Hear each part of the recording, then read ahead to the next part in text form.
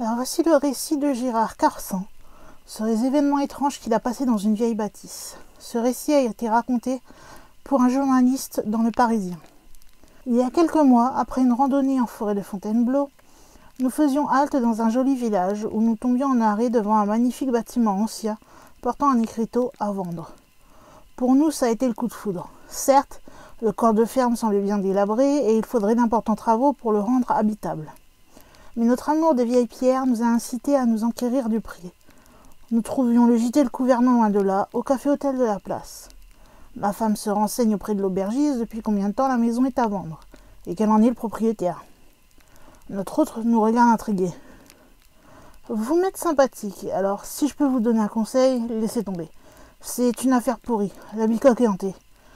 Cette remarque nous ferait plutôt sourire. Professeurs tous deux d'esprit cartésien, les histoires de maisons hantées ne nous impressionnent guère. Mis en confiance, il nous en dit davantage. Cette ferme est impossible à habiter, au siècle dernier déjà. Il paraît que les animaux devenaient cinglés et y mouraient comme des mouches. Un éleveur célibataire, plus téméraire que les autres, s'y installa et a aménagé un modeste logement au-dessus de l'écurie.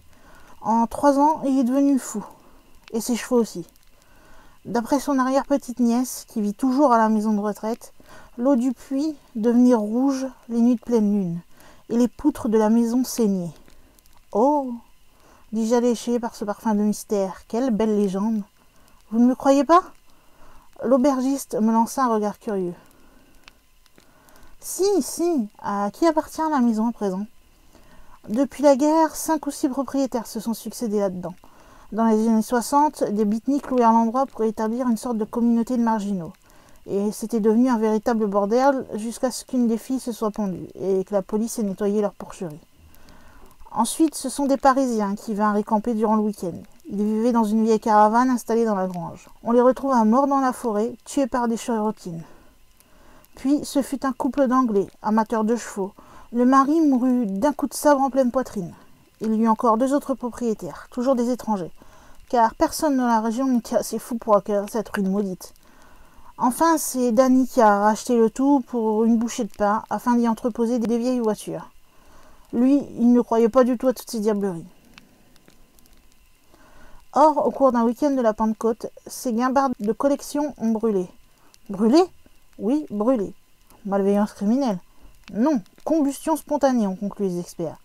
Le curieux, c'est que la grange n'a pas été touchée. À part les guimbardes et le matériel agricole, rien n'a cramé. Le curé de l'époque, le père Bariou, voyait la main du diable là-dessous. Et il demanda à son évêque la permission d'exorciser les bâtiments pour le bien du voisinage. C'est une histoire incroyable. Et ce n'est pas tout. 3 mois plus tard, Danny mourut sur la route, renversé par un chauffard. En fait, tous ceux qui ont habité la ferme depuis 100 ans ont connu une mort suspecte ou devinrent fous. Ce n'est pas une blague, la ferme porte malheur. Mais qui en est le propriétaire aujourd'hui ? On ne sait pas trop. La fille de Danny est morte sans enfant et on dit qu'il existerait une ribambelle de petits cousins à se partager cette ruine. C'est un maître qui est chargé de la succession. Samedi matin, l'étude du notaire fonctionnait. Je m'y rendis donc dès l'ouverture et le lendemain, on a visité la ferme. Un clerc qui était très pressé me confia les clés, prétextant qu'un travail urgent l'attendait et qu'il ne pouvait pas m'accompagner. Bras dessous, ma femme et moi, nous arrivons devant la demeure. Sa beauté et le parfum de légende qui l'entoure nous émeuvent. Pourtant, Jacqueline et moi ne sommes ni émotifs ni croyants. Ce qui nous attirait dans cette vieille bâtisse, c'était l'harmonie incroyable de son architecture, le mystère émouvant de ses pierres blondes. Tout en elle était parfait. Nous admirons en silence la vaste toiture en jolies tuiles de Bourgogne, la porte de la grange en voûte soulignée par 2 contreforts de pierre de Château-Landon, l'imposant escalier à balustres accédant de guingois à une porte en plein cintre, le four à pain aussi haut qu'une tour incorporée à la façade. Une glycine centenaire se levait le long des cornières, répandant à profusion ses grappes parfumées. Ici et là, un rosier en fleurs à l'ancienne jaillissait entre les pavés, mal assemblés et jetait des feux de couleur vive sur la patine du vieux puits. Tous ceux qui ont habité la ferme depuis plus de 100 ans ont connu une mort suspecte ou sont devenus fous. Notre visite commença par la grange, 20 mètres de long sur 10 de large. Issu des murs épais d'1 mètre se déployait un appareil de poutres impressionnant, rayonnant en bouquet au-dessus de nos têtes. Une chouette hulotte s'enfuit en poussant des cris d'effroi par une ouverture du toit. Suspendues aux solives, les chauves-souris énormes, dérangées dans leur sommeil, se balançaient en agitant leurs ailes gluantes. Nous étions là, bouche bée à admirer cette grande cathédrale, lorsque ma femme bondit en arrière en poussant un cri. « Mon Dieu !» Je regardais la main rougie qu'elle tenait vers moi. On eût dit qu'elle venait de tromper son avant-bras dans du sang. Nous retournons vers la porte et là, au soleil, nous examinons la chose avec calme. Bien que du coude à l'extrémité de ses doigts, on aurait pu croire que son membre saignait, Jacqueline ne portait aucune blessure. Je courus tirer un seau d'eau à la margelle du puits et je lavai le bras de mon épouse. J'eus de la peine à dissoudre les mystérieuses taches poisseuses, mais au bout de 5 minutes, il n'y paraissait plus. Nous visitons alors l'habitation proprement dite. Découvrons une pièce avec une cheminée, une cuisinière en fonte à l'ancienne, quelques pauvres meubles sans âge recouverts de poussière. À l'étage, des chambres aux proportions magnifiques, avec un mobilier disparate et complètement déglingué. Des chaises dépaillées, des fauteuils écroulés, des tables bancales, disséminées partout. Il y avait aussi d'immenses placards aux portes de chêne finement moulurées. Notre visite terminée, notre coup de foudre pour ces vieilles pierres demeure malgré l'incident bizarre. Nous rapportons les clés à l'étude et demandons au clerc le prix de la propriété. 150 000 francs, 23 000 € en l'état. Fantôme inclus, nous précise le tabellion, pince sans rire. Ce n'était pas un mauvais prix, évidemment, en l'état, la maison était inhabitable. Mais ma femme et moi aimions bricoler. Retaper cette vieille bâtisse ne nous faisait pas peur. Après 24 heures de réflexion, nous allâmes signer la promesse de vente. 2 mois plus tard, à la veille des vacances d'été, nous nous installions dans la demeure avec lit de camp, sac de couchage et réchaud de camping. La grande aventure de la restauration commençait, et les emmerdes aussi. Dès la première nuit, nous ne pûmes trouver le sommeil. Des bruits étranges furtifs, des frôlements, des craquements, des courants d'air glacés nous tinrent réveillés. Nous n'en attaquions pas moins les travaux, faisant venir un entrepreneur pour le gros œuvre et les travaux de plomberie et d'électricité. Au bout d'une semaine, ma femme et moi avions perdu plusieurs kilos.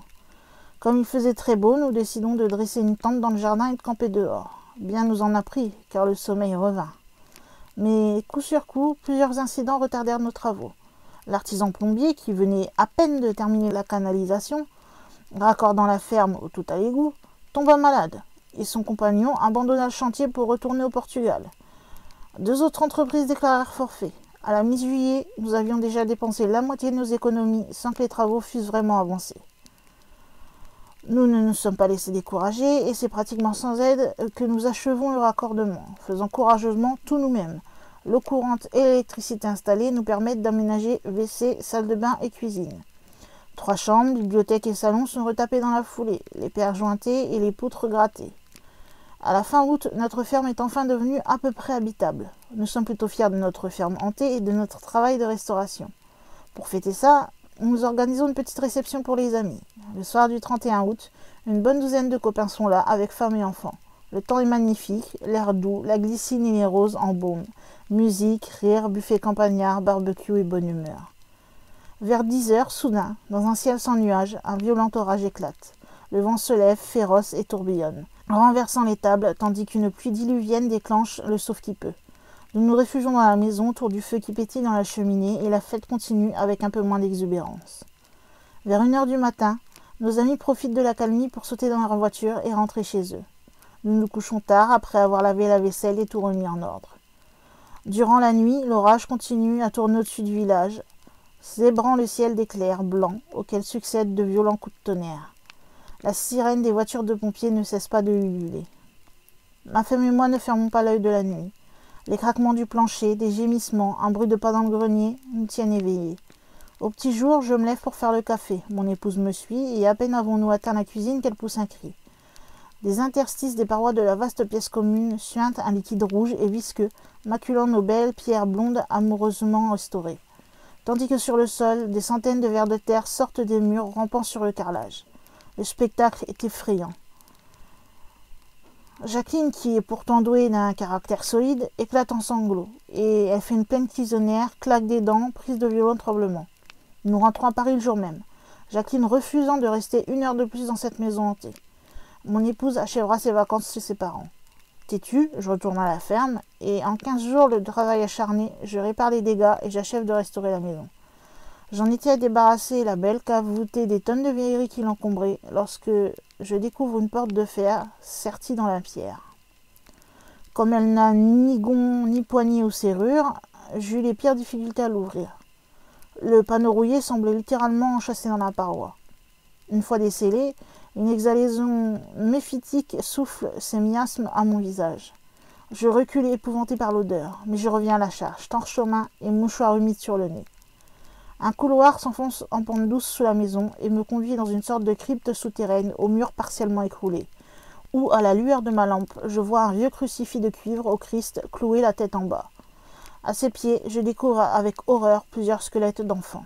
Secoué, je rebrousse chemin et n'en parle à personne car je ne tiens pas à ce que les journaux s'emparent de cette affaire. Mais, voulant en avoir le cœur net, je profite de mes heures de loisirs pour compulser les archives de la mairie et de la cure du village. Après des semaines d'obstination, ce fut aux archives du département que je découvris le poteau rose. Notre ferme appartenait jadis à 2 sœurs accusées de sorcellerie. Brûlées vives voici 3 siècles, elles refusèrent d'avouer sous la torture ce qu'elles avaient fait des dépouilles des enfants sacrifiés au cours de leur messe noire. Je vous l'ai dit, je ne suis ni croyant ni superstitieux. J'ai toujours pensé jusque-là que ces histoires de sorcellerie dissimulaient ni plus ni moins que de sordides querelles de clochers moyenâgeuses. Heureusement, je n'avais parlé à personne de ma découverte. Mais que faire maintenant? Dès que je m'assoupissais après une harassante journée de travail, les phénomènes reprenaient. J'avais beau être libre penseur, il était devenu tout à fait évident pour moi qu'il y avait une relation de cause à effet entre les squelettes qui gisaient sous notre maison et les manifestations démoniaques auxquelles j'assistais.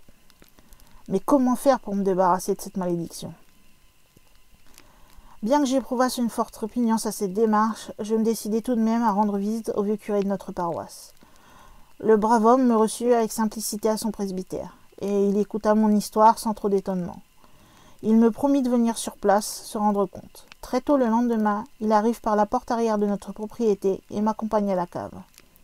Il constate alors que je ne lui ai pas menti. Devant le Christ retourné, il se signe dévotement à plusieurs reprises en murmurant une prière latine. Et s'agenouille ensuite devant les ossements fort bien conservés qu'il examine méticuleusement en véritable archéologue. Il se relève, prend son missel, son encensoir et ses vêtements sacerdotaux dont il se revêt. Il exécute alors, avec une émouvante simplicité, le rituel latin de la messe des morts. Sont ces circonstances, l'heure et le lieu de cette cérémonie insolite? Toujours est-il que je me sens ému. Une sorte de jubilation monte en moi. Une joie inconnue m'envahit. 2 mois plus tard, à la veille des vacances d'été, nous nous installons dans la demeure. Avant de quitter l'ossuaire, le prêtre détache le Christ profané et le remplace par un petit crucifix sulpicien qu'il bénit avant de le suspendre au vieux clou rouillé fiché dans la paroi. Vous pouvez murer l'ossuaire maintenant. Leurs âmes sont en paix auprès du Seigneur. Vous aussi, mon fils, allez en paix, et que la paix du Christ vous accompagne. J'ai alors muré la crypte, remis le battant de métal dans son scellement, et le revêtit d'une garniture de vieille pierre. Dès lors, tout rentra dans l'ordre, et il n'y eut plus jamais de manifestation insolite. Peut-être notre ferme avait-elle été construite à l'emplacement de la maison des sœurs Vaillant, 2 sorcières brûlées, vives, au XVIe siècle, après ce sordide, et dont j'avais trouvé quelques informations aux archives de Fontainebleau.